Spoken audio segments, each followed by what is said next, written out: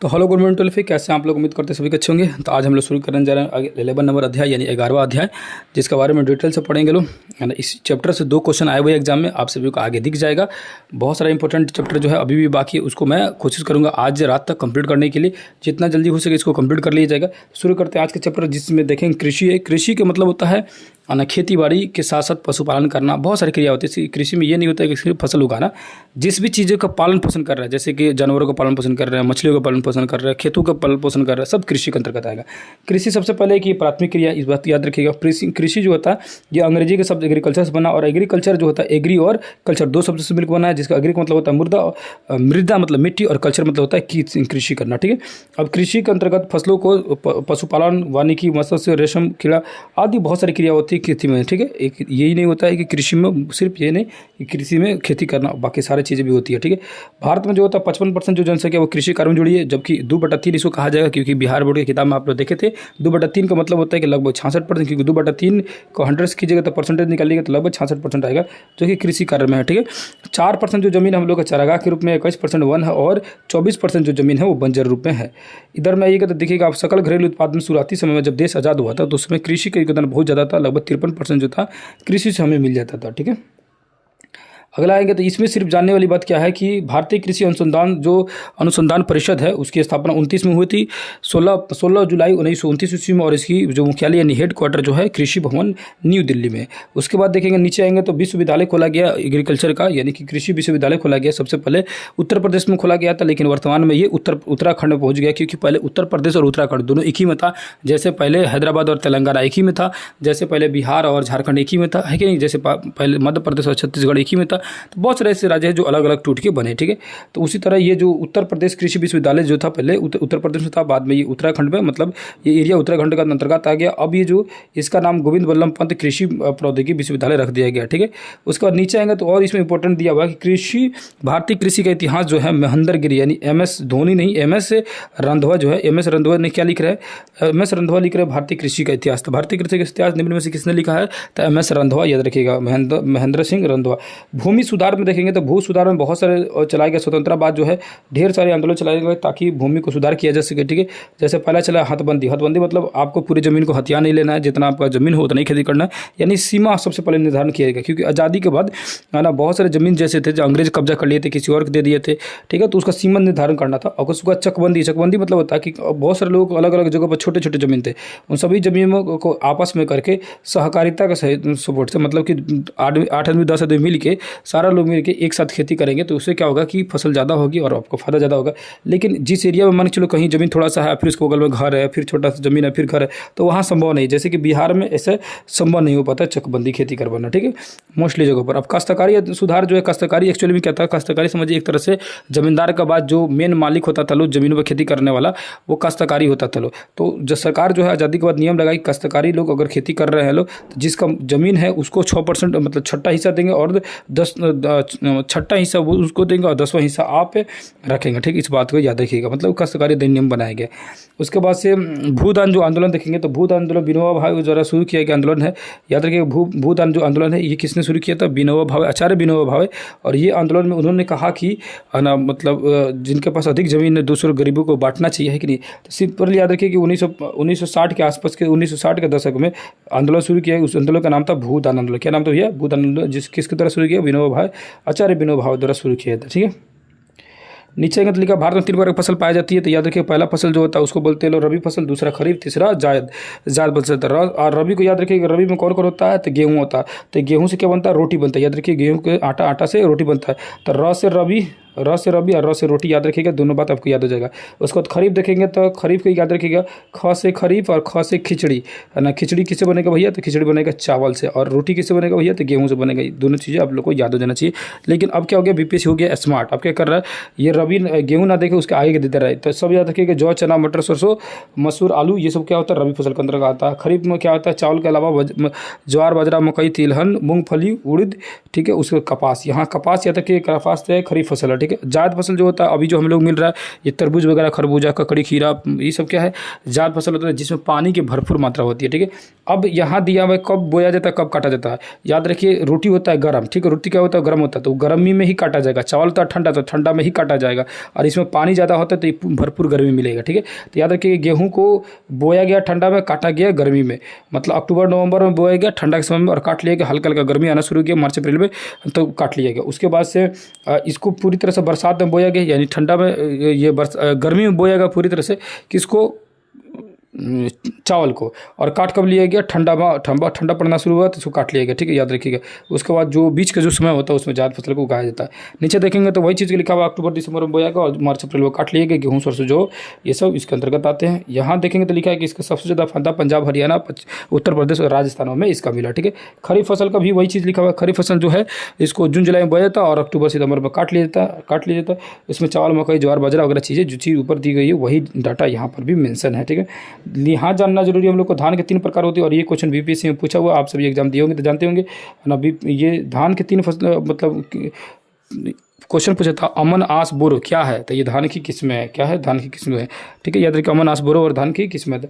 जायद फसल में देखेंगे तो जायद फसल अभी मालूम है तरबूज, खीरा अभी बोले जिसमें पानी की मात्रा ज़्यादा होती है, तो जायद रबी और खरीफ के बीच में उगाया जाता है। अब यहाँ क्या है कि रेशेदार फसल है, तो रेशेदार फसल है उसको बोलते हैं 3 तरह की फसल है, एक तो खाद्यान्न, रेशेदार और तीसरा जो है था पेय फसल है। तो खाद्यान्न फसल उसको बोलेंगे जो फसलें हम लोग खाने में जाता है जैसे चावल, गेहूँ, ये सब खाद्यान्न फसल। रेशेदार फसल उसको बोलेंगे जो फसलें जो होता है क्या होता है कि भैया ये रेशेदार फसल जिससे धागा बनाया जाता है जैसे कि कपास, जूट, ये सब रेशेदार फसलें हो गए सॉरी। पेय फसल उसको बोलेंगे जिसका हम उपयोग पीने के लिए जैसे चाय, कॉफ़ी, गन्ना, ये सब क्या है पेय फसलें ग्रुप में उपयोग किया जा सकता है, ठीक है। उसके बाद अब आगे ये खाद्य फसलें में चावल आ गया। चावल जो होता है ना अपना उष्ण कटिबंधीय मौसम होता है जहाँ गर्मी ठीक ठाक है, ठीक है, और 3000 से किस्म अपना ये चावल है, ठीक है। कितना किस्म है भैया 3000 किस्म चावल है। अमन, साली या अगहनी, वही अमन, आस, बोरो है, तो अमन, साली, अगहनी, उसके बाद आस या कार्तिकी या बोरो या डलुआ, ये सब इसको किस चावल की प्रजाति है, ठीक है। नीचे आएंगे तो देखेंगे तो चावल जो है आस फसल के छिड़कर, अब इसमें लिखा है आस को छिड़कर, आस को क्या करेंगे छिड़क कर करेंगे, और बोरो प्रजाति को रोप कर, और अमन को क्या करेंगे दोनों विधियों द्वारा लगाया जा सकता है, ठीक है। तो याद रखिएगा अब जो अपडेटेड वर्जन पूछ सकता है कहेगा आस को क्या करेंगे, तो आस मतलब याद रखिएगा गधा, आस को क्या करेंगे छिड़क देंगे, है ना, आस गधा को छोड़ देंगे, ठीक है। और बोरो से याद रखिएगा बोरा में लेके आएंगे और रोपेंगे, बोरा में लेके आइए क्या कीजिएगा रोपेंगे। और अमन जो है अमन मान जाएगा अमन, ठीक है, तो मन में आपको जो मान जाए तो दोनों से रोप दीजिए, चाहे बोरा से कर दीजिए चाहे छिड़क कर लिख दीजिए। तो आस को क्या कर रहे हैं छिड़केंगे, आस जो है छिड़क कर यानी आस मन गधा को छोड़ देंगे और बोरा में लेके आएंगे और रोप देंगे, ठीक है, दोनों की याद रखिएगा। बीज छिड़काव विधि, वर्षा का जहाँ अभाव रहता है वहाँ पर बीजों को छिड़काव विधि द्वारा किया जाता है। पौधा प्रतिरोपण विधि, ये डेल्टाई वाला या बाढ़ वाले क्षेत्रों में इसको डेल्टाई विधि से किया जाता है, ठीक है। अब ये जो प्रतिरोपण विधि जो है पौधे का, इसको बोलते हैं जापानी विधि। प्रतिरोपण विधि कहाँ की विधि है, तो जापानी विधि है, ठीक है, जो भारत में 1953 में मतलब प्रचलित हुआ। नीचे देखेंगे तो यहाँ पर क्या रखा हम लोग के चावल के लिए 14 डिग्री सेल्सियस औसतम तापमान होना चाहिए और 150 सेंटीमीटर बारिश होनी चाहिए। बारिश देर होनी चाहिए, तापमान को खास जरूरत उतना नहीं है, ठीक है, लेकिन बारिश चाहिए अच्छा खासा। अब यहाँ लिखा है गोदावरी कृष्णा डेल्टा को चावल का कटोरा कहा जाता है। क्वेश्चन पूछ देगा कि निम्न में से किसे चावल का कटोरा कहा जाता है, तो कृष्णा गोदावरी डेल्टा को, ये क्वेश्चन आ सकता है, याद रखिएगा। कृष्णा गोदावरी डेल्टा को क्या बोलते हैं, चावल का कटोरा कहा जाता है, ठीक है। और बहुत जल्द आप सभी के लिए मैं इसका जो है ये 1 लाइनर लेके आ रहा हूँ, खुद से उसको नोट कर रहा हूँ और प्रत्येक चैप्टर में से जितना भी इंपॉर्टेंट क्वेश्चन बन जाएगा उसको बना रहा हूँ। अंतिम समय में आपके लिए आएगा और वो जो रहेगा वो आपके लिए समझिए एक तरह से बहुत ज़्यादा रामबाण की तरह काम करेगा, बहुत ज़्यादा इंपॉर्टेंट होगा। उसको एक बार देख लीजिएगा, जब उसको पढ़ाऊँगा तो उसको देख लीजिएगा, तो आपको एग्जाम में जाइएगा ना तो बहुत चीज़ें उसमें से बहुत सारे मैच कर जाएगा।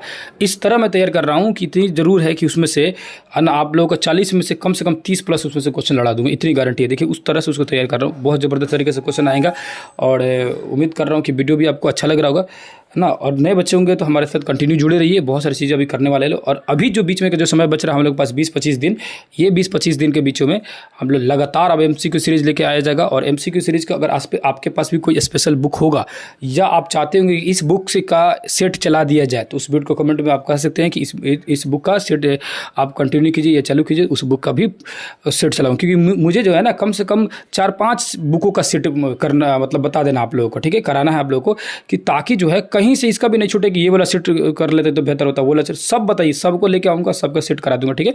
किसी न किसी पास जरूर होगा, वो मिल जाएगा मेरे पास सेट, ठीक है। तो उसको जो भी बुक आप जानते होंगे कि इस बुक का सेट बेहतर है, उससे करा दूंगा। और रह गया मेरे पास, तो मेरे पास भी अलग क्वेश्चन है, बहुत सारे ऐसे क्वेश्चन मिलेंगे मेरे पास, ऑब्जेक्टिव क्वेश्चन, जो कि मैं अपने क्लास में बच्चों को तैयारी कराते रहता हूं, तो वो मेरा अलग सेट रहेगा, उसको तो मैं कंटिन्यू कराते रहूंगा।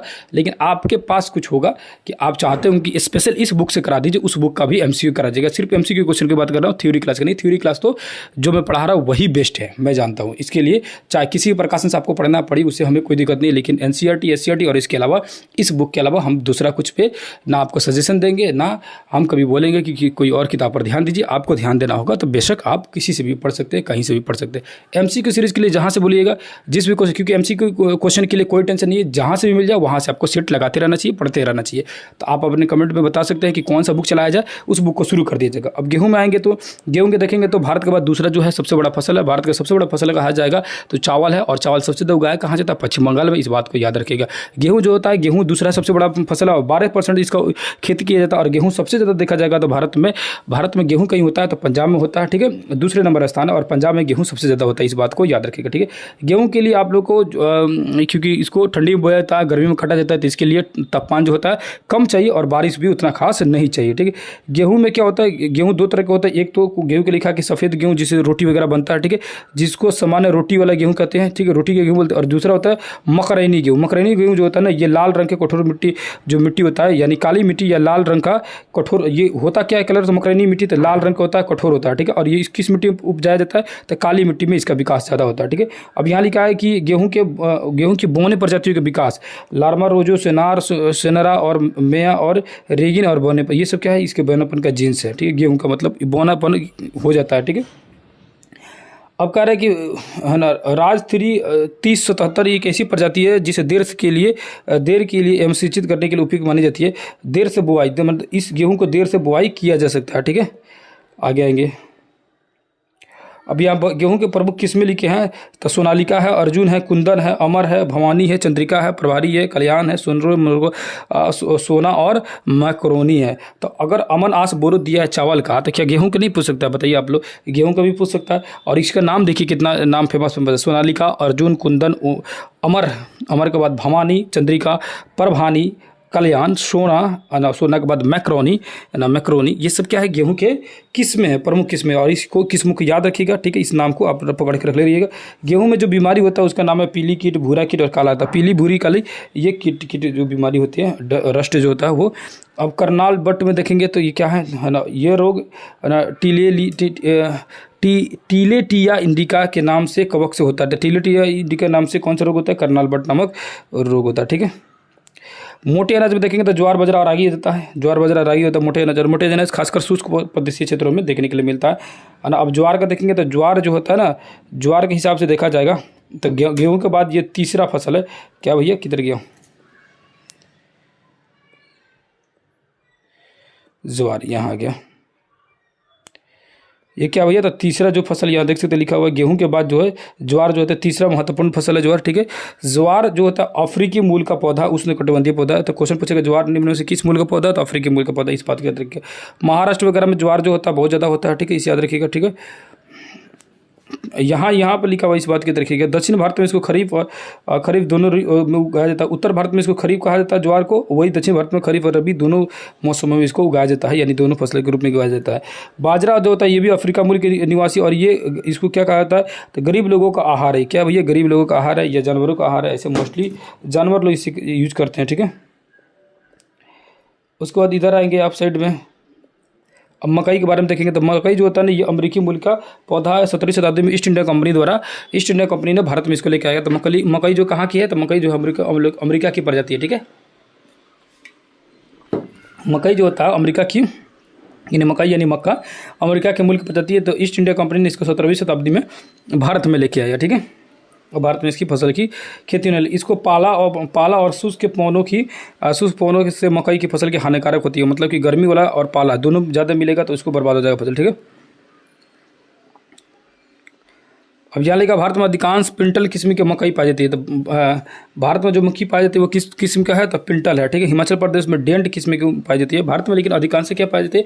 पिंटल किस्म की मक्का पाया जाता है और डेंट किस्म के मकई पाया जाता है। इस बात को याद रखिएगा, ठीक है। अब मकई का व्हाइट बर्ड नामक रोग जो होता है जस्ता और जस्ता की कमी कारण, ये क्वेश्चन कई बार पूछ चुका है।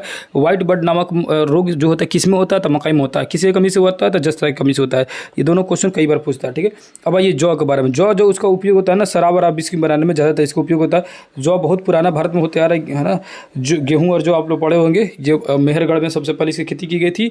मेहरगढ़ जो जगह है वो पाकिस्तान में है, और वहाँ पे जो पहाड़ी, उस पहाड़ी के नाम है सुलेमान और किरथर की पहाड़ियाँ। उसी पहाड़ी के मध्य में जो जगह है मेहरगढ़, वहीं पर खेती की गई थी सबसे पहले गेहूं और जौ की, ठीक है। जो कि सिंधु घाटी सभ्यता के से पूर्व 7000 ईसा पूर्व की कहानी मैं बता रहा हूं। उस समय खेती की थी, सबसे पहले खेती का साक्ष्य वहीं पे मिलता है। और उत्तर प्रदेश में चावल का साक्ष्य मिलता है, जो जगह है कोल्डीवा। ये सारी चीज़ें इतिहास का चीज़ें कई बार मैं पढ़ाया हूँ। अगर आप चाहेंगे तो उसका वीडियो आप देखिएगा तो सारी चीज़ें मिल जाएगा। बहुत डिटेल में चीज़ों को समझाया हूँ, है ना। ये जो बुक है तो ये तो आपको पता है कि ये स्पेशल बुक है। इसमें से चीज़ें जो है बहुत बढ़िया से दी गई, इसीलिए इसको पढ़ा रहा हूँ। वरना NCERT और SCERT चीज़ें तो कंप्लीट हो चुका है ना। तो उसको आप चाहें तो देख सकते हैं। राजस्थान उत्तर प्रदेश में ये सब जो का फसल ज़्यादा होता है।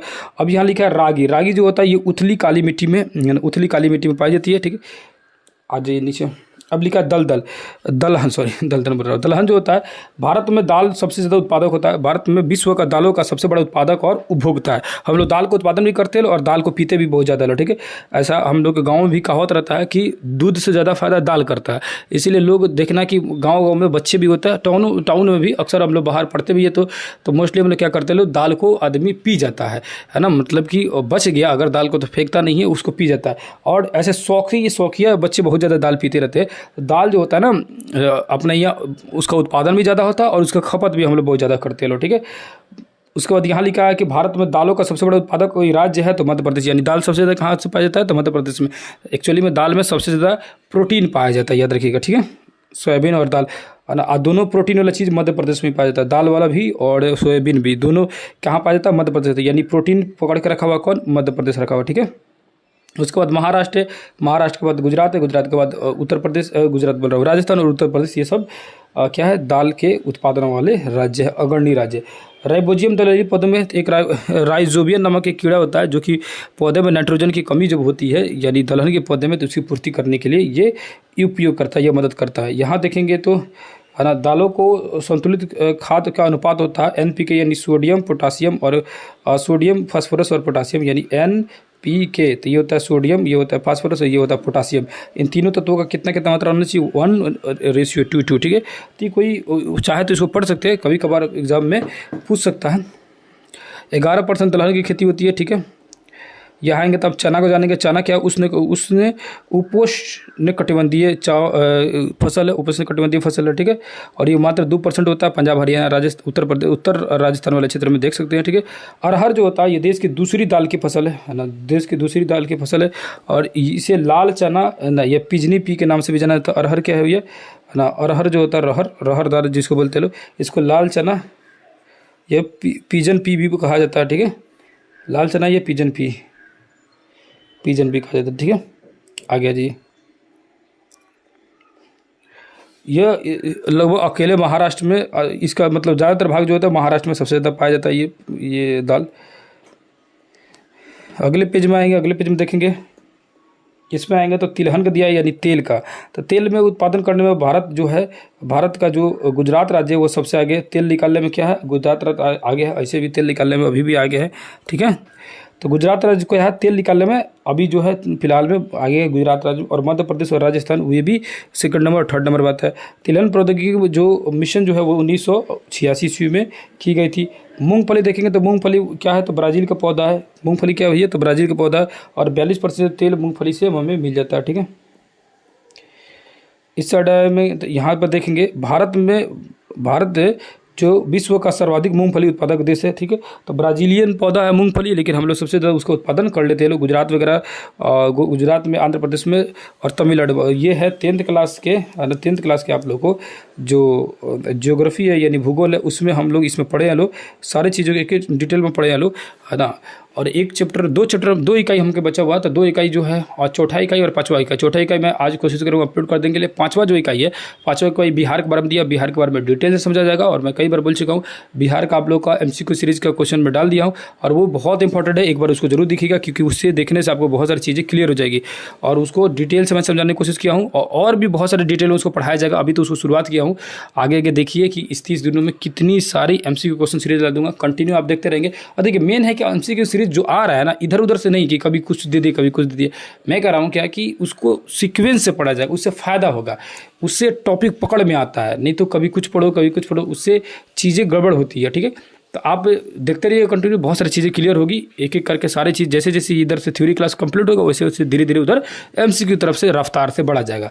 और मैं अगेन वही बोलूँगा कि सेट का कोई भी किताब का आपका नाम याद होगा या पता होगा तो आप जरूर हमारे पास मैसेज कर सकते हो, कमेंट कर सकते हैं, या पर्सनल मेरे व्हाट्सएप पर भी मैसेज कर सकते हैं। आप सभी को पता है, जहाँ भी आपको मैसेज करना होगा, जिस तरह का भी होगा, किताब का फोटो भेजना होगा, भेज सकते हैं कि इस किताब का सेट चला दीजिए। मैं बिल्कुल ही उस सेट को शुरू करूँगा, और किसी भी बुक को शुरू करूँगा 1-2 दिन में उसको कंप्लीट कर दूँगा, फिर नए नए बुक। इसलिए मैं चाहता हूँ कि जितने ज़्यादा बुक को मैं करा दूँ उतने ज़्यादा फायदा हो, कि क्वेश्चन जहां से मिल जाए आप लोग को MCQ क्वेश्चन को सेट लगाते रहना चाहिए। ठीक है, तो विश्व में सबसे ज़्यादा उत्पादन करता है ये तेल का भी है ना। उसके बाद ये गुजरात वगैरह भी तेल है मूंगफली में है। ठीक है, अब यहाँ लिखा है पेनिंग है ना। पेनिंग क्या होता है? एक मूंगफली को है ना, मूंगफली के लिए फायदेमंद प्रक्रिया है पेनिंग, याद रखिएगा। तो पेनिंग निम्न में से किससे संबंधित हो जाएगा? तो मूंगफली में जो फसल उगाने की जो प्रक्रिया होती है उसमें पेनिंग जो होता है फायदेमंद होता है। अब यहाँ लिखा है सोयाबीन अभी देखे लो कि जो मध्य प्रदेश जो था सबसे आगे 1 नंबर पर था, और उसके बाद से दूसरे नंबर पर देखेंगे तो राजस्थान और महाराष्ट्र। सोयाबीन में क्या होता है? एक्चुअली में प्रोटीन बहुत ज़्यादा पाया जाता है, याद रखिएगा। और मोस्टली जो बच्चे होते हैं वो सोयाबीन जो होते हैं, हम लोग पटना में आदमी रहता था तो क्या करता था, वही सब आलू सोयाबीन का सब्जी बनाइए शॉर्टकट, और उसी को यूज कीजिए। मध्य प्रदेश में सर्वाधिक होता है सोयाबीन का उत्पादन। उसको देखेंगे तुरिया यानी लाही या सरसों। ठीक है, तो तोरी सरसों जो होता है, यानी तोरी या सरसों में भी भारत जो है 1 नंबर में, यानी हम लोग सरसों भी उत्पादन करने में लोग भारत क्या है 1 नंबर में। ठीक है, अब यहाँ देखेंगे तो लिखा है पीताम्बरी क्या है? तो पीली सरसों की प्रजाति है। तो क्वेश्चन पूछेगा पीताम्बरी क्या है? पीताम्बरी है सरसों की प्रजाति। तो कहेगा निम्न में से सरसों की प्रजाति कौन सी है? तो पीताम्बरी। ठीक है, याद रखिएगा। अब आइए सूरजमुखी को तापमान कितना चाहिए? 15 से 25 डिग्री सेल्सियस तापमान चाहिए, और 50 सेंटीग्रेड से भी कम वर्षा वाले क्षेत्रों में भी हो सकता है, यानी बारिश से कोई खास चाहिए नहीं, और तापमान में भी कोई उतना खास चाहिए नहीं। ठीक है, अब लिखा है तिल है ना। तिल जो होता है, तिल आप लोग तिल का ये तिलकुट वगैरह खाते होंगे। तो भारत में सर्वाधिक तिल का उत्पादन करता है, क्या करता है? तिल का उत्पादन करता है गुजरात, इसमें सबसे आगे है तिल के उत्पादन करने में। ठीक है ना। उसके बाद देखेंगे तिल उत्तर भारत में तिल खरीफ है, और दक्षिण भारत में इसको रबी फसल कहा जाता है। ठीक है, तो मौसम के हिसाब से जहाँ जैसे मौसम होगा उसी तरह न खींचेगा। अब लिखा हुआ अलसी या अरंडी की जो तेल होता है, इस मध्य प्रदेश में इस अलसी का उत्पादन बहुत ज़्यादा होता है। खरीफ और रबी फसल ये दोनों तरह के फसलों के अंतर्गत आता है। ठीक है, उसको नीचे आएंगे तो रेशेदार फसल में देखेंगे। रेशेदार फसल में जिससे धागा वगैरह बनाया जाएगा, जैसे कपास जो रेशेदार फसल है, इससे धागा बनाएंगे, कपड़ा बनाएंगे। तो ये भारत का देसी फसल है, क्योंकि कपास की खेती सिंधु घाटी सभ्यता से ऐसा माना जाता है कि सिंधु घाटी सभ्यता से ही होते आ रहा है। कपास का हम लोग का साक्ष्य मिला हुआ है। ठीक है, और ये खरीफ फसल है, बस इस बात को याद रखिएगा। पीछे भी आप लोग को बता चुका हूँ, अभी जस्ट बताया हूँ। ठीक है, अब नीचे आएंगे तो यहाँ देखिए कपास जो होता है काली मिट्टी में होती है, काली मिट्टी में इसकी खेती होती है। चूँकि काली मिट्टी जो होता है ना, वो बेसाल्ट की चट्टानों में पाया जाता है। बेसाल्ट चट्टान कौन सा होता है? तो लावा निर्मित चट्टान होते हैं। और लावा कहाँ से निकलता है? तो ज्वालामुखी वजह से निकलता है। मैग्मा निकल के बन जाता है लावा, और लावा जो होता है टूट के बनता है काली मिट्टी। इसी काली की मिट्टी के नाम है एक दूसरा नाम रेगुर मिट्टी, और इसी रेगुर मिट्टी में होती है कपास की खेती। ठीक है, बस इतनी चीज़ें याद रखेगा। काली मिट्टी में जल धारण करने की क्षमता अधिक होती है। ठीक है, अमेरिका, अब यहाँ पर लिखा है कि अमेरिकन कपास के देश के उत्तर पश्चिम भाग में नरमा कहा जाता है। तो अमेरिकन कपास को देश के उत्तर पश्चिम भाग में इसको नरमा कहा जाता है, यानी अमेरिका में सिंपल समझिए कपास का बोलते हैं नरमा का तेल है बस। जूट देखेंगे तो जूट क्या है? उष्णकटिबंधीय पौधा है जूट, आप लोग मालूम है। और ये जूट जो होता है सबसे ज़्यादा भारत में पश्चिम बंगाल साइड में होता है। और पश्चिम बंगाल के बाद देखेंगे तो बिहार के किन जिलों में होता है? बिहार के यहाँ पर किशनगंज, पूर्णिया और कटिहार वाले क्षेत्रों में होता है, क्योंकि यहाँ से पश्चिम बंगाल से किशनगंज ये शुरू हो जाता है। तो किशनगंज, पूर्णिया और कटिहार में जूट की फसल ज़्यादा उगाई जाती है, और वही पश्चिम बंगाल पूरे भारत में सबसे ज़्यादा उगाई जाती है। और पूरी दुनिया के हिसाब से देखेंगे तो बांग्लादेश जो है फिलहाल में सबसे आगे जूट उत्पादन करने में। ठीक है, भारत जो होता है, भारत विश्व में बृहत्तम उत्पादन उत्पादन करता है। भारत जो है जूट उत्पादन करने में आगे है, ठीक है, लेकिन पश्चिम बंगाल भी इससे आगे। एक्चुअली में पश्चिम बंगाल में जब आज़ादी का समय जब हुआ था तो पश्चिम बंगाल साइड में ही जूट की फसल ज़्यादा होता था। जब देश आज़ाद हुआ, जब ये पूर्वी पाकिस्तान यानी बांग्लादेश जब अलग हुआ, तो उसमें जूट की ज़्यादातर जो उगाने वाली फसलें थी वहाँ चली गई, लेकिन हमारे पास मशीनरी ज़्यादा थी, तो धीरे धीरे हम लोगों ने भी इसका उत्पादन बढ़ाना शुरू कर दिया, ठीक है। अब यहाँ श्वेत जूट, भारत में अधिकांश जो होता है वो श्वेत जूट होता है, सफ़ेद जूट होता है, ठीक है। जूट को क्या बोलते हैं भैया, तो सुनहरा रेशा बोलते हैं, यानी कि क्या बोलते हैं भैया, जूट को सुनहरा रेशा यानी कि क्या बोलते हैं, गोल्डन फाइबर बोलते हैं। याद रखिएगा, जूट को क्या बोलते हैं, गोल्डन फाइबर बोलते हैं, इस बात को याद रखिएगा। नीचे आइएगा तो देखेंगे गन्ना, एक अधिकांश से गन्ना आप देखेंगे, गन्ना क्या है, उष्णकटिबंधीय जलवायु वाला भारतीय मूल का पौधा। याद रखिए भारतीय मूल का, गन्ना क्या है, तो भारतीय मूल का पौधा है, ठीक है। गन्ना क्या है भैया, तो भारतीय मूल का पौधा। अब इधर आइएगा तो ये लाल दोमट मिट्टी, ये किसी भी तरह की मिट्टी में हो जाता है, बलुई मिट्टी में हो जाता है, ठीक है। दोमट मिट्टी उसी को बोलते हैं जो हल्का बालू हो और चिकनी मिट्टी हो, और चिकनी मिट्टी जो होता है वो पूरी तरह से क्ले होता है, और वही बलुई मिट्टी में पूरी तरह से ज़्यादातर मात्रा में बालू देखने के लिए मिलता है। भारत उसने गन्ने की खेती के लिए सर्वाधिक जो बढ़िया उससे खेती होती है, मतलब गन्ना में एक नंबर उत्तर प्रदेश है, बस इतना याद रखिए, ठीक है। उसके बाद जो है महाराष्ट्र है, तो गन्ने में एक नंबर उत्तर प्रदेश। भारत में पहली बार जो मिल लगाया गया था 1903 में लगाया गया था, उत्तर प्रदेश के देवरिया जिले के प्रतापपुर नामक स्थान पे था। पहली बार मिल लगा था गन्ने के लिए, कहाँ लगा था भैया, तो देवरिया के, उत्तर प्रदेश के देवरिया जिले में। तो उत्तर प्रदेश देवरिया जिला प्रतापपुर में लगा था पहला चीनी मिल लगा था 1903 ईस्वी में, क्योंकि यहाँ पर गन्ने की फसल होती है भरपूर मात्रा में। अब देखेंगे तो इसको शक्कर नगर चीनी का एक प्रमुख उत्पादक केंद्र है जो कि तेलंगाना में है। तो शक्कर नगर कहाँ भैया, कहाँ भाग गए भाई साहब, शक्कर नगर कहाँ भैया, तो एक मिनट रुकिए जाइए, गुस्सा के भाग गया, इधर आ गया। शक्कर नगर क्या हो गया, तो शक्कर नगर जो है ये है कहाँ भैया, शक्कर नगर है तेलंगाना में। कहाँ है, तेलंगाना में, याद रखिएगा। उत्तर प्रदेश भारत का शक्कर का प्याला कहा जाता है, मतलब चीनी का कटोरा या शक्कर का प्याला, वही बात हो गया। और कोयम्बटूर जो होता है ये गन्ना प्रजनन संस्थान जो है कहाँ है, कोयम्बटूर यानी तमिलनाडु में है, ठीक है। इस साइड में आएंगे, चाय के बारे में जानेंगे। चाय जो होता है, चाय जो मूलतः ये कहाँ का है, तो दक्षिणी चीन और यूनान के पठार का पौधा है। तो चाय कहाँ का भैया, तो चीन का है। चाय चीन का और यूनान का पठार का पौधा। 1841 ईस्वी में दार्जिलिंग जो है पश्चिम बंगाल, उसके बाद असम के क्षेत्र कछार में, तमिलनाडु के क्षेत्र नीलगिरी में यहाँ पर चाय का फसल उगाया गया ब्रिटिश शासकों द्वारा, ठीक है। उसके बाद असम में चाय के पौधा जो होता है वो छोटा होता है, लेकिन पत्तियाँ जो होती है कठोर होती है और अच्छा लगता है। लेकिन क्वेश्चन पूछेगा सबसे ज़बरदस्त चाय की पत्तियाँ कहाँ पाई जाती है, तो दार्जिलिंग की एक घाटी है, घाटी के नाम है हैप्पी घाटी, जो कि आप लोग को 8 क्लास के ज्योग्राफी में पढ़ा चुका हूँ, ठीक है। अब चाय को क्या चाहिए भैया, तो पाला लगेगा तो हो जाएगा हल्ला, ठीक है। तो यानी चाय को क्या लगना चाहिए, पाला। चाय फसल के लिए क्या है, बहुत ही भयानक हानिकारक है, यानी क्या ग्रीन गोल्ड चाय जो प्रमुख किस्में है, बहुत सारे चाय की किस्में थी। भारत में चाय जो होता है उत्पादन में आगे है, और आगे में कौन सा राज्य है, तो असम है। चाय उत्पादन में बहुत ज़्यादा चाय का उत्पादन होता है उत्तर प्रदेश में, ठीक है। उसको होता है कि विश्व में अग्रणी चाय निर्यातक देशों में देखेंगे तो केन्या, चीन, ब्राज़ील और भारत, ये सभी देश आते हैं चाय के उत्पादन में, ठीक है। उसके बाद नीचे आएंगे तो नीलगिरी की पहाड़ी और इलायची की पहाड़ी। इलायची की पहाड़ी में आप लोग को बता चुका हूँ, जबकि हम लोग यहाँ ऐसे आते हैं तो इधर आते हैं तो ये पश्चिमी घाट, ये पूर्वी घाट, और बीच में आता है नीलगिरी की पहाड़ी है। नीलगिरी की पहाड़ी के नीचे है अन्नामलाई की पहाड़ी, और अन्नामलाई की पहाड़ी की सबसे ऊंची चोटी है अनाईमुड़ी, और उसके नीचे है कार्डेमम यानी इलायची की पहाड़ी है। इस तरह की पहाड़ी, ये है पश्चिमी घाट, ये है पूर्वी घाट, बीच में नीलगिरी की ऊंची चोटी है दोदा बेटा, और यहाँ ये अन्नामलाई की ऊंची चोटी है अनाईमुड़ी। क्वेश्चन पूछता है दक्षिण भारत की सबसे ऊंची चोटी कौन सी है, तो अनाईमुड़ी, और उसके नीचे है कार्डेमम यानी इलायची, ये है यानी कार्डेमम यानी इलायची, याद रखिएगा, ठीक है। आज ये और सब तो चाय के बारे में जानेंगे लोग असम वगैरह में। अब आइए कॉफ़ी के बारे में। कॉफ़ी वाला क्वेश्चन जो एक बार एग्जाम में पूछा हुआ था, है ना, बाबा बुदन की पहाड़ी में पूछा था क्वेश्चन, जो एनिमल में से कॉफ़ी कहाँ उगाया जाता है, तो ऑप्शन में दिया था बाबा बुदन पहाड़ी, और बहुत सारे लोगों को नहीं दिमाग में आया था, क्योंकि समझ नहीं आता कि बाबा बुदन पहाड़ी हैलो है कि नहीं है, बहुत सारे लोगों को तो पता नहीं था, ठीक है। तो बाबा बुदन की पहाड़ी जो है वो कर्नाटका में, याद रखिएगा, वहीं पर कॉफ़ी का उत्पादन ज़्यादा होता है, ठीक है। तो कहवा जो ये अबिसिनिया यानी अबिसिनिया नामक मूल पौधा से है, जिसका सर्वप्रथम बाबा बुदन की पहाड़ी यानी कर्नाटक में रोपा गया था, ठीक है, एबिसिनिया नामक, है ना। और ये क्वेश्चन कहाँ दिया हुआ है, तो ये क्वेश्चन दिया हुआ आप लोगों के 10th क्लास के ज्योग्राफी में आप लोग को मिल जाएगा, ठीक है। अब यहाँ लिखेंगे तो मिलेगा अपने उत्तम स्वाद के कारण भारतीय कहवा विदेश में लोकप्रिय है। तो भारतीय कहवा जो है क्या है, काफ़ी ज़्यादा फेमस है पूरी दुनिया में, ठीक है। नीचे जी भैया, भारत में सबसे ज़्यादा कहवे का उत्पादन कौन करता है, तो कर्नाटक। अभी देखिए लो, कर्नाटक करता है, केरल करता है, और कर्नाटक में बाबा बुदन की पहाड़ियाँ थी। कहवा की 3 किस्में होती है, अरेबिया, रोबस्टा और लिबेरिका। तो अरेबिया, रोबस्टा और लिबेरिका भारत में 3 किस्म की कहवा होती है। अरेबिका जो होता है ये ज़्यादा, यानी अरेबिका कहवा जो होता है, कहवा यानी कॉफ़ी का पौधा, ये अधिक ऊंचाई पर होता है और ये सबसे ज़्यादा होता है देश में। अगर सबसे ज़्यादा अगर किसी का उत्पादन होता है तो ये अरेबिका होता है, ठीक है। किधर गया यहाँ, ये होता है देश में सबसे ज़्यादा अरेबिका होता है, ठीक है। आगे जी, ब्राज़ील जो होता है, ब्राज़ील कॉफ़ी में आगे है और उसके बाद वियतनाम, कोलंबिया, ये सब क्या है, कॉफ़ी में आगे है सब, ठीक है।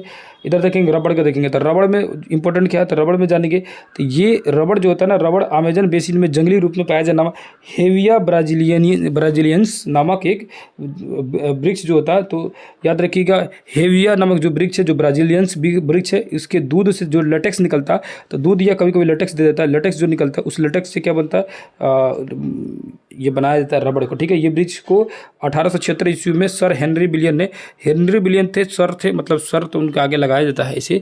तो सर से बस याद रखने की है कि रबड़ क्या इरेजर है, मिटाने वाला हम लोग के लिए, है ना, जो इरेजर जिसे बोलते हैं लोग। तो रबड़ को सर लेके आएंगे, कौन लेके आएगा, सर लेके आएगा ना। तो सर हेनरी बिलियन जो थे रबड़ को, यानी कि रबड़ को लेके आए भारत में, और यहाँ पर 1876 ईस्वी में लेके आए। रबड़ का उत्पादन जो होता है दक्षिणी केरल वाले पहाड़ी क्षेत्रों में किया जाता है, जहाँ की सेली सबरी में इसकी होता है उत्पादन, ठीक है। पेरियार घाटी में, यहाँ देख सकते हैं पेरियार घाटी है, और पेरियार आप लोगों को पता है ये कहाँ है, साउथ में, केरल साइड में, ठीक है। भारत में केरल में रबड़ का उत्पादन प्राय एकाधिकार है, मतलब रबड़ का उत्पादन सबसे ज़्यादा कहाँ होता है या किस क्षेत्रों में सिर्फ होता है, तो केरल में होता है। इस बात को याद रखिएगा। एकाधिकार जब आ जाता है तो वो अकेले हो गया, जैसे कि पायराइट एकाधिकार था, तो क्वेश्चन पूछ दिया था कि निम्न में से पायराइट जो होता है कि कहाँ पाया जाता है, तो कहाँ था, बिहार में होता है, ठीक है। ये शायद क्वेश्चन पूछा था कि बिहार में इनमें से कौन सा पाया जाता है, तो शायद ऑप्शन में पायराइट, तो मतलब इसी तरह पूछा था। पायराइट के लिए एक अधिकार है बिहार, और याद रखिएगा अभ्रक के लिए एक अधिकार है झारखंड के कोडरमा जिला, ठीक है। और ये रबड़ का एक अधिकार है, ये कौन सा, केरल, ठीक है। इस तरह की चीज़ें को पकड़ के रखिए, क्योंकि ये पूछ देता। और इसी तरह का तो मैं क्वेश्चन बनाने वाला हूँ, और इसी तरह का मैं निकाल रहा हूँ। जिसको लग रहा है ना कि बहुत ज़्यादा इंपॉर्टेंट है, इसको अइबे करेगा, उसी तरह का तो मैं निकाल रहा हूँ। देखिए, आप जितना पूरा पढ़े हुए हैं, ठीक है, कोई दिक्कत नहीं, सारी चीज़ पढ़ लिया, लेकिन जब उसको मैं कराऊंगा ना लास्ट में, तो वो क्या होगा ना, एक तरह से आपको टॉनिक की तरह काम करेगा, है ना, कि अंतिम दिन क्या हो गया, टॉनिक पिए, एग्जाम में चले गए और बिंदास एग्जाम दे के आ गए, ठीक है। इंडोनेशिया, फिलीपींस के बाद भारत विश्व का तीसरा जो होता है नारियल उत्पादक देश है। तो इंडोनेशिया फर्स्ट नंबर में, उसके बाद फिलीपींस है, और इंडोनेशिया जाइए, फिलीपींस जाइए, उसके बाद भारत आइए, नारियल आपको मिल जाएगा, ठीक है। उसके बाद भारत में नारियल देखेंगे तो तमिलनाडु, केरला और कर्नाटका में बहुत ज़्यादा होता है। साउथ में से भी आप लोग देखेंगे नारियल के पेड़ बहुत ज़्यादा। तंबाकू में देखेंगे तो तंबाकू भारत का 16वां और पुर्तगालियों द्वारा लाया गया ये क्या भैया, तो पौधा है। तो तंबाकू यानी सुरती जो होता है, और सुरती का नाम सुरती क्यों पड़ा, क्योंकि सूरत के पास इसको लेकर आया जाता था, सूरत यानी गुजरात में, वहीं से नाम प्रचलित हो गया सुरती। और ये जब अपने एरिया में आया, भारत में आया, तो विभिन्न जगहों पर इसका उत्पादन शुरू हो गया। जैसे बिहार में उत्पादन होता है मुजफ्फरपुर, है ना, उसके बाद से है मुजफ्फरपुर, समस्तीपुर और एक और जगह वैशाली। ये तीनों के बीच में एक जगह है, उसका जगह का नाम है सरईसा जगह। और इस सरईसा में जो तंबाकू की खेती होती है बहुत तगड़ा होती है, और इस तंबाकू का जो स्वाद जो होता है बहुत कड़क होता है। अब ऐसा नहीं कि हम खाए हैं तब बता रहे हैं, है ना, ये सब चीज़ से बहुत ज़्यादा दूर रहते हैं। किताबों में लिखा हुआ है 6 या 7th क्लास के, जब आप लोग को मैं पढ़ा रहा था ज्योग्राफी में, तो सरईसा नामक जगह का चर्चा किया गया था, और उस जगह बताया जा रहा था कि वहाँ पर जो तंबाकू जो होता है बहुत ही कड़क होता है, और इस तंबाकू का मार्केट में बहुत ज़्यादा वैल्यू है, ठीक है। तो बिहार में इस क्षेत्र का सरईसा क्षेत्र, क्वेश्चन देते हैं कि बिहार का सरईसा क्षेत्र किस लिए प्रचलित है, तंबाकू उत्पादन के लिए। जैसे मुजफ्फरपुर लीची के लिए, हाजीपुर केला के लिए, उसी तरह सरईसा जो है इसके लिए फेमस है, तंबाकू के लिए फेमस, याद रखिएगा, ठीक है। आगे जी, भारत विश्व का चौथा सबसे बड़ा तंबाकू निर्यातक देश, और चीन जो है चीन के बाद दूसरा सबसे बड़ा उपभोक्ता है। मतलब क्या कि सबसे ज़्यादा चीन जो होता है घोट जाता है, खा जाता है, यानी चीन के सारे लोग तंबाकू खाते हैं। और अपना ये देखेंगे तो अपने ये सब गार्जियन मोस्टली जो जितने गार्जियन होंगे, हम लोग के गार्जियन जो है, जैसे हमारे गार्जियन भी, आपके गार्जियन भी, सभी लोग खैनी मुँह में दबेले रहता है, ठीक है। तो मोस्टली लोग गार्जियन क्या करता है, तो सेकंड नंबर में हम लोग हेलो भारत जो है खैनी दाबने में मुँह में, ठीक है।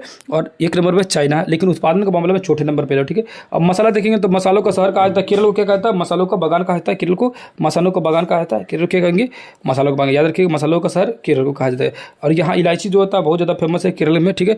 और इलायची जो है क्या है, सुगंधित मसाला है, और मसालों का राजा भी इसे कहा जाता है, याद रखिएगा। इलायची जो होता है लाल लेटराइट मिट्टी में होता है, याद रखिएगा। इलायची किस तरह के मिट्टी में होता है, तो लाल लेटराइट मिट्टी में होती है, ठीक है। अब भारतीय इलायची जिसका शोध केंद्र है, संस्थान है, वो केरल में, याद रखिएगा, ठीक है। अब लौंग देखेंगे तो लौंग जो होता है भारतीय केरल वगैरह साइड पे पाया जाता है, आप सभी को पता है। यहाँ देखिए काली मिर्च जो है, काली मिर्च देखेंगे तो काली मिर्च एक लतानुमा झाड़ी है जिसे उष्ण और आर्द्र अनुकूल जलवायु में होता है, जिसे चिकनी मिट्टी में प्रयुक्त होता है। काली मिर्च को भारत का काला सोना कहते हैं, ये याद रखिएगा, क्योंकि ये अंग्रेज के समय से फेमस है ना। जबकि क्योंकि मैं पढ़ा रहा था मैसूर वाला लड़ाई में, तो उसमें बताया था आप लोगों को कि जो टीपू सुल्तान था वो काले सोने पर रोक लगा दी। इसका मतलब क्या है, काली मिर्च पर लगा दिया, क्योंकि ये बहुत ज़्यादा डिमांड था इसका। पुर्तगाली लेके गया था लो ना अपना यहाँ, तो जब मीट में डाल के बना रहा था ना, तो इतना ज़्यादा स्मेल वहाँ फैल गया कि लोग जो है मतलब इसके दीवाने हो गए कि हमरो चाहिए, तभी से तो फेमस हो गया काली मिर्च। और उसी के बाद से तो अंग्रेजों ने हमारे यहाँ आना शुरू हो गया भारत में, ठीक है। अब यहाँ आएंगे तो लिखा हुआ है चावल और इसके रोग, तो इसको एक झलक देख लिया जाएगा, तो कभी आ जाएगा एग्जाम में तो बना दिया जाएगा। चावल ब्लास्ट रोग, गेहूँ रेतुआ, गन्ना लाल यानी रेड डॉट, चना उखड़ गया, उकटा, ठीक है। उसके बाद से अरहर जो है वो तना बिलगम, ठीक है। अब ये जो है यहाँ पर देखिएगा तो ये चीज़ें दी गई है, ये प्रमुख कृषि संस्थान है, तो इसमें कुछ का चीज़ आपको याद करना जरूरी है। मत्स्य बोर्ड विकास है वो हैदराबाद में, और चावल संस्थान ये कटक में क्वेश्चन पूछता है बहुत बार कि राष्ट्रीय चावल शोध संस्थान कटक में। डेयरी अनुसंधान संस्थान कहाँ भैया, तो करनाल में, कम से कम याद रखिएगा, हरियाणा करनाल में है, ठीक है। और उसके बाद देखें कॉफ़ी अनुसंधान केंद्र जो है ये कहाँ है, चिकन मंगलूर में, जो कि केरला साइड में था, कॉफ़ी नहीं कर्नाटका साइड में था, ठीक है। यहाँ आएंगे तो इस साइड में देखेंगे तो यहाँ कॉफ़ी का बोर्ड दिया है, कॉफ़ी बोर्ड बेंगलुरु, रबड़ बोर्ड कोट्टापम केरल में, चाय बोर्ड पश्चिम बंगाल, तंबाकू बोर्ड आंध्र प्रदेश, मसाला बोर्ड मसाला बोर्ड ये केरल में, ठीक है। राष्ट्रीय मांस और पोल्ट्री बोर्ड ये दिल्ली में, भारतीय अंगूर प्रसंस्करण बोर्ड ये पुणे में, मांस और कुक्कुट प्रजनन ये दिल्ली में, ठीक है, यानी मांस वाला दिल्ली में है, ठीक है। उसके बाद नीचे जी इस साइड में देखेंगे तो पूरा मैप दिया हुआ, किसका मैप दिया हुआ, ये भारतीय कृषि शोध संस्थान का मैप दिया हुआ, और कुछ इसमें है नहीं। अगले पेज में आया तो यहाँ भी मैप दिया है, क्या चीज़ का मैप दिया है, भारतीय कृषि का जलवायु क्षेत्र दिया, 15 जलवायु क्षेत्र, किन क्षेत्र में किस तरह का जलवायु है, ठीक है। मतलब ये क्षेत्र बताया है कि यहाँ पर कौन सा भाग किस तरह का भाग है, ठीक है। तो ये चीज़ें मैं बता चुका हूँ पहले भी। अब जी यहाँ लिखा हुआ है कि इस साइड में देखेंगे भारतीय कृषि विकास में देखेंगे तो 57% भूभाग जो कृषि लाएगा, और 12% जो भूभाग है उस पर विश्व का 12% पर, भारत के 57%, यानी कि भारत के संदर्भ में देखेंगे तो 57% भूभाग पर हम लोग खेती कर रहे लो, लेकिन पूरी दुनिया के संदर्भ में देखेंगे तो 12% जमीन पर खेती कर रहे लो, बस अंतर यही है, ठीक है। देश में अधिकतर जो कृषि होती है वो कौन सी कृषि होती है, गहन कृषि होती है। अब ये कृषि का प्रकार यहाँ पे आएगा सारी चीज़ें कि कौन से कृषि का प्रकार है, ठीक है। इस साइड में जी अब यह हरित क्रांति के बारे में दिया, तो हरित क्रांति के नाम याद रखिएगा।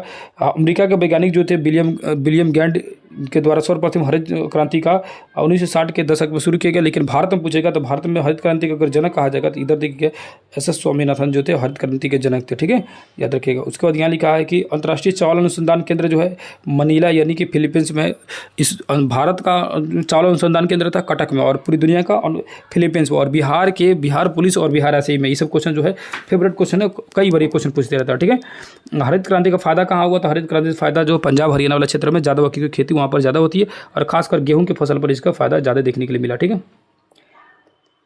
हरित क्रांति के जनक मालूम चलेगा। इसमें हो क्या रहा था हरित क्रांति में, तो उन्नत किस्म के बीज का उपयोग किया गया था, यानी हाई यील्ड वेराइटीज, जो आप लोग नहीं बोलते, क्या बोलते उसको, हाइब्रिड वाला बीज का उपयोग किया गया, ठीक है, हाइब्रिड पौधा जिसको बोला जाता है।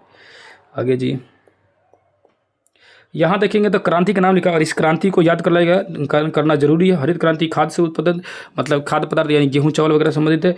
और उसको लिखा स्वर्ण क्रांति यानी सुनहरी क्रांति जो है फसल सब्जी वगैरह से बागवानी से संबंधित है। श्वेत क्रांति ये याद रखिएगा, श्वेत क्रांति कई बार पूछा हुआ है, दूध से संबंधित है। और एक क्रांति इसी तरह क्वेश्चन दिया हुआ था, बीपीएससी में ही क्वेश्चन दिया हुआ था आप सभी को, है ना, क्वेश्चन उसमें आया हुआ था। उसके बाद देखेंगे तो लिखा हुआ है काली क्रांति, तो खनिज तेल से कृष्ण काली, ये काली क्रांति। नीली क्रांति देखेगा तो मत्स्य से हो जाएगा। गोल क्रांति आलू से हो जाएगा। भूरी क्रांति उर्वरक से हो जाएगा, ठीक है। उसके बाद नीचे आएंगे भूरी क्रांति के बाद पीली क्रांति तिलहन से था, शायद यही क्वेश्चन पूछा था पीली क्रांति वाला। रजत क्रांति जो होता है ये अंडा से उत्पादन होता है। इंद्रधनुष क्रांति जो होता है ये किससे होता है भैया, इंद्रधनुषी क्रांति ये कृषि में समग्र क्रांति यानी नवीन कृषि की नीति से है, ठीक है, नए कृषि की नीति से। उसके बाद से अमृत क्रांति जो है नदियों को जोड़ने की योजना से अमृत क्रांति, ठीक है। सदाबहार क्रांति ये कृषि उत्पादन में दुगुना न टिकाऊ कृषि के लिए। गुलाबी क्रांति ये प्याज उत्पादन से, ये याद रखिए गुलाबी क्रांति। जितना को टिक लगाया ना इसको तो एकदम पढ़ ही लीजिएगा। लाल क्रांति मांस और टमाटर से उत्पादन से, ठीक है, लाल क्रांति लाल टमाटर और मांस से, ठीक है। इस सबको तो छोड़ना नहीं है, जितना टिक लगा कर कहूँ। इसका PDF मैं आज जो है अपलोड कर दूंगा, ठीक है, जिसमें 9, 10, 11 तीनों चैप्टर का आपको मिल जाएगा, ठीक है। अब ये महलबाड़ी व्यवस्था का है, रैयत बाड़ी व्यवस्था, इस सब के बारे में तो इतिहास में कई बार डिटेल समझाया हूँ। अच्छा ये पेपर फिर दोबारा आ गया, वही पेज है, ठीक है। अब ये झूम कृषि यहाँ लिखा हुआ है। झूम कृषि इसको आपको कई बार बताएं कि झूम कृषि जो होता है ना ये पहाड़ी इलाकों में खेती किया जाता है, जहाँ पर क्या किया जाता है उसको काट के जला दिया जाता है, इसीलिए इसको कर्तन और दहन कृषि बोला जाता है। जैसे यहाँ फसल यहाँ काट के जला दिए, मतलब यहाँ के जंगल को साफ कर दिया, उसको छोड़ दिए और उस राख को उसी में डाल दिए, क्योंकि राख में पाया जाता है पोटास, और पोटास से क्या हो जाता है जमीन हो जाता है उपजाऊ, इसीलिए उसको छोड़ देते। इस तरह खेती को झूम खेती कहते हैं। पूर्वोत्तर राज्यों में यानी कि उसको पूर्वोत्तर राज्य इस वाले क्षेत्रों में उसको झूम कृषि कहा जाता है, याद रखिएगा, ठीक है। इस वाले राज्यों में इनको झूम कृषि कहा जाता है, लेकिन इसको अलग अलग जगह पर अलग अलग नाम है, जो कि भी आई है। बहुत इंपॉर्टेंट क्वेश्चन एक बार एग्जाम में आ चुका है, आप सभी को पता होना चाहिए, ठीक है। नहीं पता होगा तो यहाँ देखिए, पूर्वोत्तर राज्य में इसको क्या बोलते हैं, तो झूम कृषि बोलते हैं, ठीक है। आंध्र प्रदेश में इसको बोलते हैं पोडू। क्या बोलते हैं भैया, आंध्र प्रदेश में पोडू बोलते हैं, या उड़ीसा में, आंध्र प्रदेश में पोडू, लेकिन उड़ीसा में बोलेंगे तो इसको बोलेंगे पामाडेवी, है ना, किमान और कुमान, और क्या बोलेंगे उसको बगीरा बोलेंगे। पश्चिमी घाट यानी पश्चिमी घाट की जगह पर लिखा रहता है किताब में 8वीं क्लास में लिखा है, इसकी जगह पर केरल, तो केरल में कुमारी या पश्चिमी घाट, क्योंकि पश्चिमी घाट तो वही है ना, ये पश्चिमी घाट की बात कर रही है। केरल में कुमारी, पश्चिमी घाट या केरल में कुमारी, यही वही हो गया। केरल में पूनम भी दे दिया है, तो याद रखिएगा पश्चिमी घाट और केरल में किया जाएगा कुमारी और पूनम, ठीक है, दोनों क्या रखिएगा। स्पेशल दे दे पश्चिमी घाट तो कुमारी जरूर याद रखिएगा, ठीक है। मध्य प्रदेश और छत्तीसगढ़ में देखेंगे तो कौन सा, बीबर, और मध्य प्रदेश में बेबरी लिखा हुआ था, और जो 10th क्लास में जो किताब में था उसमें लिखा हुआ था मध्य प्रदेश का बेबरी, और इसी को याद रखिएगा बीबर या बेबरी, ठीक है। और छत्तीसगढ़ में याद रखिएगा दहिया, मसान, पेटा और बीरा, ठीक है, पेट्टा बीरा। और दक्षिण पूर्वी राजस्थान, दक्षिण पूर्व राजस्थान देखेंगे, ये दक्षिण मतलब नीचे और पूर्व में नहीं है, इस क्षेत्रों में दक्षिण पूर्वी राजस्थान में इसको क्या कहा जाता है, बालरे। तो सिर्फ राजस्थान दिया हुआ था बालरे, याद रखिएगा 8th क्लास में दिया हुआ है, राजस्थान में बालरे। मणिपुर में देखेंगे तो इसको मणिपुर पामलू मणिपुर। हिमाचल प्रदेश में, हिमाचली क्षेत्र में इसको खील कहा जाता है, और वही झारखंड में ये कुरूल कहा जाता है। छत्तीसगढ़ में इसको दीपा कहा जाता है, अंडमान निकोबार और छत्तीसगढ़ में दीपा कहा जाता है। ये सारी चीज़ें 8 और 10th की क्लास में ज्योग्राफी में दिया गया, और इन सारी चीज़ों को मैं पढ़ा चुका हूँ। आप सभी अगर नहीं देखेंगे तो कृपया करके उस वीडियो को देखिए, सब मिल जाएगा A to Z। जितना मैं यहाँ पढ़ाता हूँ ना सारी चीज़ पहले से बताया हुआ हूँ, कुछ चीज़ें नया मिलती है उसको हम लोग पकड़ लेते हैं नया का, वही चीज़ें मुझे निकाले के आप लोग को देना है लास्ट समय में, कुछ नई चीज़ें को जो बहुत ज़्यादा इंपॉर्टेंट। जैसे ये पॉइंट जो दिया है इस पूरे पॉइंट का रहेगा आपके सामने, ठीक है ना। उसके बाद जी यहाँ पर देखिए रोपण कृषि देखेंगे, तो रोपण कृषि मतलब क्या होता है, वाणिज्यिक कृषि, बड़े स्तर पर खेती करना रोपण कृषि कहा जाएगा, ठीक है। अब यहाँ देखेंगे तो कृषि के प्रकार दिया है, जैसे BT culture, PC culture, sericulture. इसको कई बार बता चुका हूँ। बीटी कल्चर तो शायद एग्जाम में आया हुआ था, है ना। तो बीटी कल्चर अंगूरों को पालना, ब्यूटीफुल होता है अंगूर। पीसी कल्चर मसाला पीस रहा है, किसके लिए, मछली के लिए, तो मछली पालना क्या करता है, पीसी कल्चर। इसको कई बार ट्रिक से मैं बताया हूँ। पीसी कल्चर का याद रखिएगा, पीसी कल्चर मतलब क्या होता है, मसाला पीसना, यानी पीस रहा है मसाला, किसके लिए, मछली के लिए पीस रहा है, तो उसको कहेंगे पीसी कल्चर। अंगूर होता है ब्यूटीफुल, इसीलिए वो बोलते हैं ब्यूटी कल्चर। सेरी कल्चर में क्या याद रखिएगा, आप लोग याद रखिएगा, जो शेरवानी होता है, शेरवानी में क्या हुआ, मतलब रेशम की कढ़ाई होता है ना। शेरवानी में क्या होता है, रेशम कढ़ाई। तो सेरीकल्चर रेशम उत्पादन से हो जाएगा। हार्टिकल्चर यानी हरियाली से संबंधित है, तो ये फलों के उत्पादन में हो जाएगा, फल पेड़ पौधा, ठीक है। ऑलिवित, ये मालूम है, ऑलिवित जैतून को बोला जाता है, तो ऑलिवी कल्चर होता है, ठीक है। उसके बाद अरबी कल्चर जो है ये वृक्ष और झाड़ी को होता है, अरबरी कल्चर, ठीक है। एपी कल्चर जो होता है, एपी जो होता है ये हनी, तो याद रखिएगा एपी कंपनी है, एपी कंपनी किसकी, हनी की कंपनी है, ठीक है, हनी कंपनी है यानी मध की कंपनी है, ठीक है। उसके बाद फ्लोरिकल्चर होता है, वो फूलों को, फ्लोरी से नाम दिख रहा है कि फ्लावर होता है, फ्लोरी कल्चर, ठीक है। सिल्वी कल्चर, उसी तरह सारे कल्चर को चाहे तो आप एक एक करके इसको देख लीजिएगा। इसमें से जो इंपॉर्टेंट है उसको मैं पहले ही नोट डाउन कर दिया हूँ, ठीक है ना। उसको यहाँ लिखा पोमोलॉजी, फल विज्ञान बोलते हैं पोमोलॉजी, ठीक है, इस बात को याद रखिएगा, ठीक है। उसके बाद नीचे आइएगा तो यहाँ लिखा है द्विफसलीय कृषि, तो एक साथ दो फसल को उगाने क्या कहलाएगा, द्विफसलीय चक्र कहते हैं। यानी एक वर्ष में है ना दो फसलों का चक्रण किया जाए, यदि एक वर्ष में दो फसल उगा देंगे द्विफसलीय बोलेंगे। और बहुफसलीय कैसे बोलेंगे, जब एक ही वर्ष में ना 3 फसलों से अधिक उगा देंगे तो बहुफसलीय उसको बोलेंगे, ठीक है। अब देखिए रिले कृषि, रिले कृषि किसे बोलेंगे भैया, रिले कृषि इस बात को याद रखिए कि रिले कृषि बोलेंगे जब एक खड़ी फसल के नीचे दूसरी फसल को बो दिया जाए, यानी खड़ा फसल है उसके संग से दूसरा फसल बो दी तो क्या बोलेंगे, रिले कृषि बोलेंगे, ठीक है। नीचे आए तो ये लिखा हुआ सन्य घनता, सन्य घनता मैं कई बार बता चुका हूँ कि जमीन मान के चलिए इतना, और इसी जमीन पर दो बार खेती कर दी है तो उसको कुल बोया और वास्तविक जमीन को किया जाता है गुने 100 किया जाता है। तो लगभग अगर 2 बार कर दिए तो 200% हो जाएगा, और 3 बार कर दिए तो 300% हो जाएगा। यानी जमीन का 3 बार फायदा उठा लिए तो कम से कम 2 बार हो रहा है तो वो हो जाएगा गहन कृषि कहलाएगा, ठीक है। मतलब 200% अधिक हो रहा है तो। अब ये यहाँ लिखा वाणिज्यिक कृषि, वाणिज्यिक कृषि मतलब कि जब कृषि को बड़े स्तर पर किया जाता है, व्यापारिक स्तर पर, तो वाणिज्यिक कृषि कहा जाता है, ठीक है। अब लिखा ट्रक फार्मिंग, में ट्रक फार्मिंग मतलब सेम उसी का वाणिज्यिक कृषि का ही बड़का भाई हुआ ट्रक फार्मिंग, ठीक है। और ये ट्रक फार्मिंग बड़े बड़े क्षेत्र में होता है, जैसे पंजाब हरियाणा में, चाहे विदेशों में ज़्यादा होता है, ठीक है। अब संविदा या अनुबंध कृषि बोलते हैं, संविदा मतलब होता है कॉन्ट्रैक्ट पर ले लिए फार्मिंग, तो कॉन्ट्रैक्ट पर ले लिए इस एरिया में कि हमको इस एरिया की दे दी खेती करने की, खेती इसे खासकर बड़ी बड़ी कंपनियाँ लेती है कॉन्ट्रैक्ट फार्मिंग में, ठीक है। इसको देखेंगे तो गहन कृषि, गहन कृषि में बताइए कि 200% से अधिक, जो 200% से अधिक यूज कर रहे हैं, यानी कि एक ही जमीन में अधिक फसल उगा ले रहा है तो उसको गहन कृषि बोलेंगे, ठीक है। विस्तृत कृषि मतलब होता है क्या कि बड़े बड़े मशीनों का यूज करके खेती कर रहे हैं, तो विस्तृत कृषि मतलब बड़े लेवल पे खेती कर रहे हैं, है ना। उस पर लिखा पारिस्थितिकी कृषि, पारिस्थितिकी कृषि मतलब सिंपल समझिए कि वैसी कृषि जिसमें किसी भी तरह का केमिकल का यूज नहीं कर रहा है, पूरी तरह से जैविक उर्वरक का यूज कर रहा है, मतलब जैविक खाद्य पदार्थों का यूज कर रहा है, तो वो क्या कहलाएगा, पारिस्थितिकी कृषि कहला जाएगा। अब यहाँ लिखा है रेचिंग खेती, रेचिंग खेती में क्या होता है, कोई खेती ना हो के क्या है, ये बकरी वगैरह भैंस को, गाय भैंस को चरा दीजिए, ठीक है।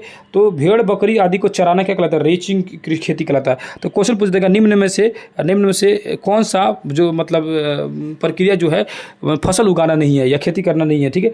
अब इसमें फसल उगाना नहीं है तो अब खेती इसमें लिख देगा रेचिंग खेती, तो लगेगा भाई साहब ये तो होबे करेगा, कोनो ना कोनो तो खेती है। तो रेचिंग खेती जो है ये क्या है, भेड़ बकरी और आदि को चराना, कोई खेती ना करना, ठीक है। ये पूछेगा रेचिंग खेती मतलब क्या होता है।